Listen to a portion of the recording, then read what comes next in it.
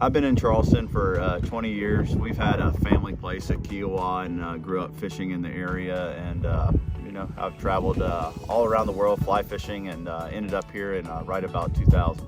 So why fly fishing and not traditional fishing? Well, I've always done all kinds of fishing, but fly fishing in my when I graduated from high school, I went to Montana when I was 18 years old, and that's where it really I had done a good bit before I went, and when I got there, that's when it really kind of took hold and the obsession took over.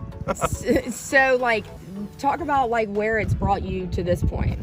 You know, all the things that I dreamed of doing growing up, traveling places and seeing things. Fly fishing is such a travel destination type sport, and I love to get out there and go to new places and see new things. And it's just been, I can't believe I finally have ended up where I have and had the opportunity to travel to some of the most beautiful places and fish there. Fly fishing takes you to a lot of pretty places. So where does Charleston stack up when it comes to some of the other really amazing places you've been? Oh, that's a great question. A lot of people always ask, I get that a lot, where's your favorite place to fish? And this is my favorite place to fish. And why is that?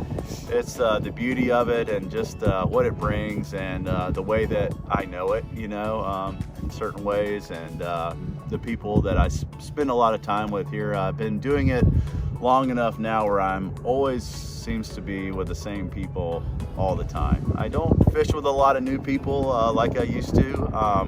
I fish with a lot of the same folks day in and day out, so it's really awesome to get to enjoy that with them. And so this is your gig, like this is your full-time deal, right? Yes. I built a lot of my business off of teaching. So I've been with a lot of beginners since day one that have been with me for a really long period of time, and all the way to people that are really experienced that I've met here. Charleston has become such a melting pot, and so many people coming here for a variety of reasons. And the sport, the more and more it grows, I've met so many people coming here. Kind of where do you see this going? I mean, let's say someone's watching this and they want to, are you taking people still on lessons? Are you pretty busy? Of course, absolutely.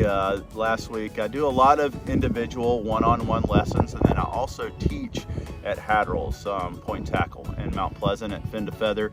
We do a class this upcoming year. We're doing the classes quarterly, so basically about every 3 months you can contact Hadrell's. That class is 9 to 1. It's kind of a much more involved, not every last thing we serve you lunch, you kind of come all day, versus I do a lot of one-on-one, and the one-on-one stuff is more like about an hour at a time, because honestly, if you've never done it before and you're swinging the rod back and forth for an hour, it's pretty tiresome. It's like learning how to swing a golf club or a lot of different other kinds of sports, learning the fundamentals and progressing into actually going out and being good enough to catch fish. Usually about an hour at a time, as far as like just the casting element goes, is plenty.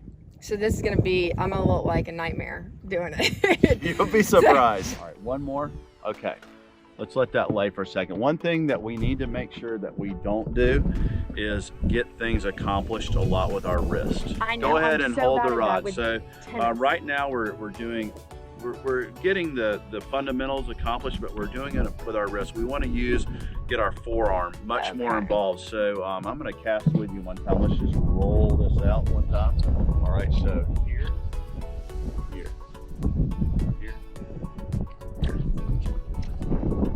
Much better. All right, let's let this one fall in the water. Good.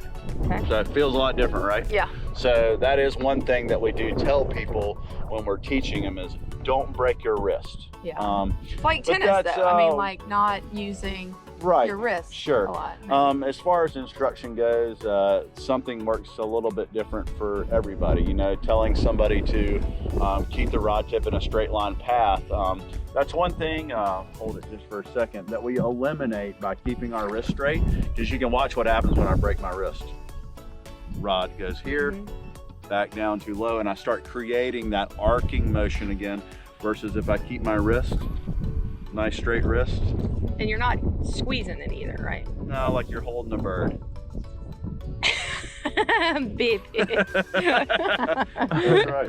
That's right. Like you're holding, Don't put the death holding a grip on baby bird. A lot of times in class, you look down and hadn't gotten to the guy at the end, and he's Yeah. going like that. He's got the death grip on it, so doesn't need to be anything too intense, but keeping your wrist nice and straight.